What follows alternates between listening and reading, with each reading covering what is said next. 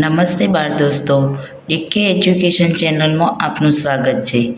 આજે આપણે ધોરણ 6ની સ્વાધ્યાય પોથીમાં સામાજિક વિજ્ઞાનમાં પાઠ 1 ચાલો ઇતિહાસ જાણીએનું સોલ્યુશન જોઈશું.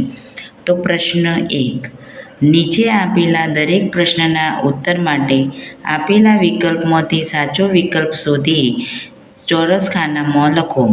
તો પહેલો, ધાતુ અને પથ્થરો પર લખાયેલા કે કોતરેલા લેખોને શું કહેવામાં આવે છે?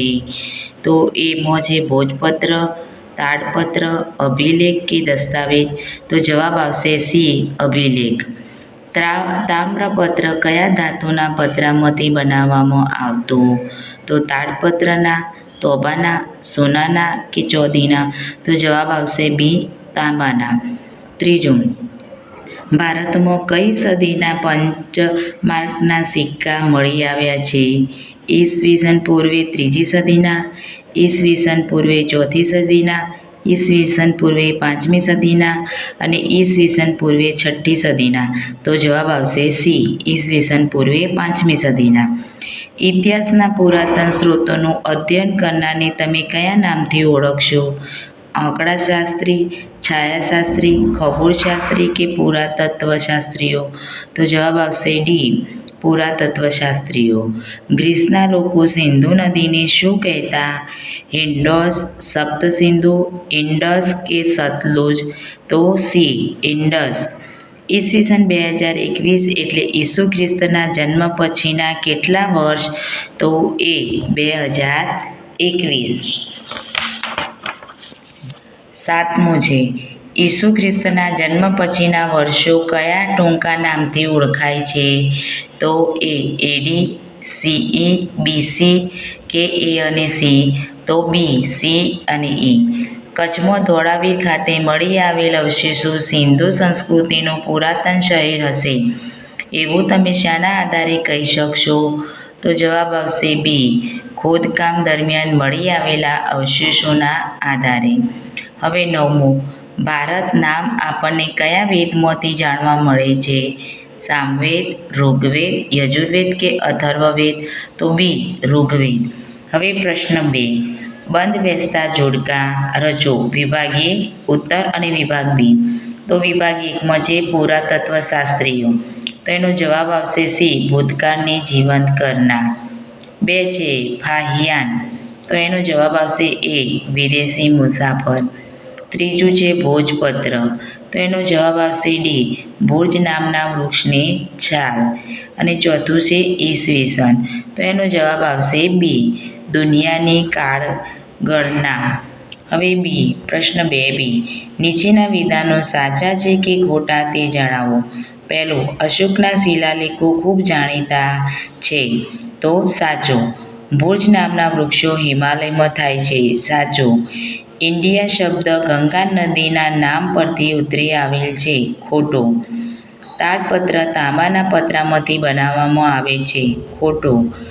બી અને સી એટલે ઈસુના જન્મ પછીના વર્ષો. ખોટું. પ્રશ્ન 3, યોગ્ય શબ્દ વડે નીચેના વિધાનોની ખાલી જગ્યાઓ પૂરો. ઈસવીસન માનવ સમાજના ખાલી જગ્યાની માહિતી આપે છે. તો ખાલી જગ્યામાં આવશે ભૂતકાળ. ભોજપત્ર એટલે ખાલી જગ્યા નામના વૃક્ષની પાતળી આંતરછાલ. તો ભુર્જ. તોબાના પતરા ઉપર કોતરીને લખવામાં આવતું લખાણ એટલે ખાલી જગ્યામાં આવશે તામ્રપત્ર. પુરાતનશાસ્ત્રીઓ ખાલી જગ્યાને આપણી સમક્ષ જીવંત કરે છે. તો ભૂતકાળને. શ્રી હેમચંદ્રાચાર્ય જૈન જ્ઞાન મંદિર પાટણમાં ઇતિહાસના ખાલી જગ્યા સ્ત્રોતો સચવાય છે. તો જવાબ આવશે તામ્રપત્ર. ભારતમાં ઈસવીસન પૂર્વે 5મી સદીના ખાલી જગ્યા સિક્કા મળી આવ્યા છે. તો પંચમાર્ક. ઘણીવાર બી.સી ને બદલે ખાલી જગ્યા પણ લખવામાં આવે છે. તો બી.સી.એ. શિલાઓ પર લખાયેલા લખાણ ખાલી જગ્યા નામે ઓળખાય છે. તો જવાબ આવશે અભિલેખ. પ્રાચીન ઈરાન અને ગ્રીસના લોકો ભારતની ખાલી જગ્યા નદીથી પરિચિત હતા. તો સિંધુ. પ્રાચીન સમયમાં લોકો તાડ વૃક્ષના પર્ણ પર ખાલી જગ્યા લખતા. તો જવાબ આવશે તાડપત્રો. હવે આ પ્રશ્ન 4. નીચેના પ્રશ્નોના ઉત્તર 1-2 વાક્યોમાં લખો. પ્રાચીન સમયમાં માનવી શાના ઉપર લખાણ લખતો હતો? તો જવાબ છે કે પ્રાચીન સમયમાં માનવી તાડપત્રો કે ભોજપત્રો પર લખાણ લખતો હતો. બીજો પ્રશ્ન, ભારતમાં મળી આવેલ પ્રાચીન સમયની હસ્તપ્રતો કઈ ભાષામાં છે? તો ભારતમાં મળી આવેલી પ્રાચીન સમયની હસ્તપ્રતો સંસ્કૃત, પ્રાકૃત અને તમિળ ભાષામાં છે. આપણે ઇતિહાસ જાણવા માટે કયા કયા સ્ત્રોતોનો ઉપયોગ કરીએ છીએ? તાડપત્રો, ભોજપત્રો, અભિલેખો, તામ્રપત્રો, સિક્કા, ઈંટ, પથ્થરો, ઓજારો, ખોરાકના નમૂના, મનુષ્ય અને પ્રાણીઓના હાડકાં, ગ્રંથો, આભૂષણો વગેરે. સિક્કાઓના આધારે આપણે કઈ માહિતી મળે છે? તો સિક્કાઓના આધારે આપણને રાજાનું નામ, તેનો ધર્મ અને સંસ્કૃતિ તથા તેના સમયગાળાની જે તે રાજ્યની સામાજિક, ધાર્મિક, આર્થિક અને રાજકીય માહિતી મળે છે. કયા વેદમાં ભારત નામના માનવ સમૂહનો ઉલ્લેખ જોવા મળે છે? તો આરંભિક કૃતિ ઋગ્વેદ નામના વેદમાં ભારત નામના માનવ સમૂહનો ઉલ્લેખ જોવા મળે છે. છઠ્ઠો પ્રશ્ન, ઈરાનીઓ સિંધુ નદીને કયા નામથી ઓળખતા હતા? તો ઈરાનીઓ સિંધુ નદીને હિન્ડોસ નામથી ઓળખતા હતા. ઈરાન અને ગ્રીસના લોકો સિંધુ નદીના કયા કિનારાને ઇન્ડિયાથી ઓળખતા હતા? ઈરાન અને ગ્રીસના લોકો સિંધુ નદીના પૂર્વ કિનારાને ઇન્ડિયાથી ઓળખતા હતા. તાડપત્રો અને ભોજપત્રોની હસ્તપ્રતોમાં કઈ ભાષાના લખાણો મળે છે? તો આ નાટકો તાડપત્ર અને ભોજપત્ર પર લખાયા હશે, કારણ કે પ્રાચીન સમયમાં લખવા માટે તેનો જ ઉપયોગ થતો હતો. હવે 2. નીચે આપેલા પારિભાષિક શબ્દોની સમજૂતી આપો.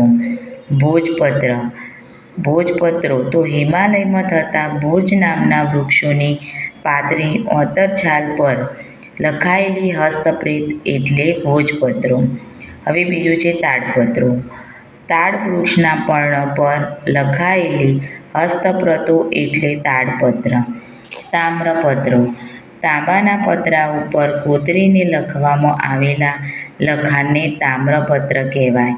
અભિલેખો પથ્થર કે ધાતુ પર કોતરીને લખાયેલા લેખ એટલે અભિલેખો. હવે પ્રશ્ન 5. નીચેના વિધાનો માટે કારણો આપો. પ્રાચીન સમયગાળાના સમાજ કે રાજકીય વ્યવસ્થા જાણવા માટે જે તે સમયના શિલાલેખો અથવા અભિલેખો વાંચવા જોઈએ. તો પ્રાચીન સમયમાં રાજાઓ પોતાના આદેશો શિલાલેખો, અભિલેખો પર કોતરાવી પ્રજા સાથે સંવાદ કરતા હતા. તેઓ તેમના વિજય, ધર્મ અને સંસ્કૃતિની માહિતી અભિલેખો પર અંકિત કરતા હતા. વળી શિલાલેખો કે અભિલેખો પર લખાયેલા લખાણો લાંબા સમય સુધી ટકી રહેતા હતા. તેથી પ્રાચીન સમયગાળાના સમાજ કે રાજકીય વ્યવસ્થા જાણવા માટે જે તે સમયના શિલાલેખો અથવા અભિલેખો વાંચવા જોઈએ. હવે બીજું કારણ છે, ઇતિહાસ જાણવાના સ્ત્રોતોને ઇતિહાસ જાણવા માટેના મહત્વના સાધનો ગણવામાં આવે છે, કારણ કે ઇતિહાસકારો અને પુરાતનશાસ્ત્રીઓ ઇતિહાસ જાણવાના સ્ત્રોતોનું સંશોધન કરીને માહિતી આપે છે. પ્રાચીન સ્થળો, મકાનો, સિક્કા, ઈંટો, પથ્થરો, ઓજારો, ખોરાકના નમૂના, મનુષ્યો અને પ્રાણીઓના હાડકાં વગેરે ઐતિહાસિક સ્ત્રોતોનો અભ્યાસ કરે છે. આપણને તે સમયની સંસ્કૃતિથી માહિતગાર કરે છે. ત્રીજું કારણ, ઇતિહાસકારોને ભૂતકાળની માહિતી આપનાર મહત્વના વેદવાનો ગણવામાં આવે છે, કારણ કે ઇતિહાસકાર માહિતી એકઠી કરીને તેનું વર્ગીકરણ કરીને સંશોધન કરે છે. તાડપત્ર અને ભોજપત્રથી હસ્તપ્રતો તથા અભિલેખોમાંથી માહિતી એકત્રિત કરીને તે એનું યોગ્ય રીતે આલેખન કરે છે. આ ઉપરાંત ઇતિહાસકારો ઇતિહાસને જીવંત કરવા ઐતિહાસિક સ્ત્રોતોનો ઉપયોગ કરીને તે સમયની ચોક્કસ માહિતી આપે છે. ચોથું, પ્રવાસ વર્ણનમાંથી આપણને જે તે પ્રદેશના ઇતિહાસ અને સંસ્કૃતિની માહિતી મળે છે, કારણ કે પ્રાચીન સમયમાં પ્રવાસીઓની વિદેશી મુસાફરીઓ જે દેશોમાં ફરતા જાય ત્યાંની સંસ્કૃતિ, સભ્યતા, મંદિરો, ખાનપાન, પોશાક, રીતિરિવાજો, ધર્મ અને રાજકીય બાબતોની નોંધ પોતાની ડાયરીમાં કરે છે. આવા પ્રવાસ વર્ણનમાં જે તે દેશના ઇતિહાસ અને સંસ્કૃતિ વિશે જાણી શકીએ છીએ. હવે પ્રશ્ન 6. ઇતિહાસના કોઈપણ સ્ત્રોતને લગતું ચિત્ર સાથેનું લખાણ વર્તમાનપત્ર કે સામયિકમાંથી શોધી તેને નીચે આપેલા ચોરસમાં ચોંટાડો અને તેના આધારે આપેલા પ્રશ્નોના જવાબ આપો. તો એ ચિત્ર અહીંયા ચોંટાડવાનું છે બાળદોસ્તો તમારે, અને એના આધારે અહીંયા પ્રશ્નો લખવાના છે. જો તમને આ વિડીયો પસંદ આવ્યો હોય તો લાઈક, શેર અને સબસ્ક્રાઈબ જરૂરથી કરજો.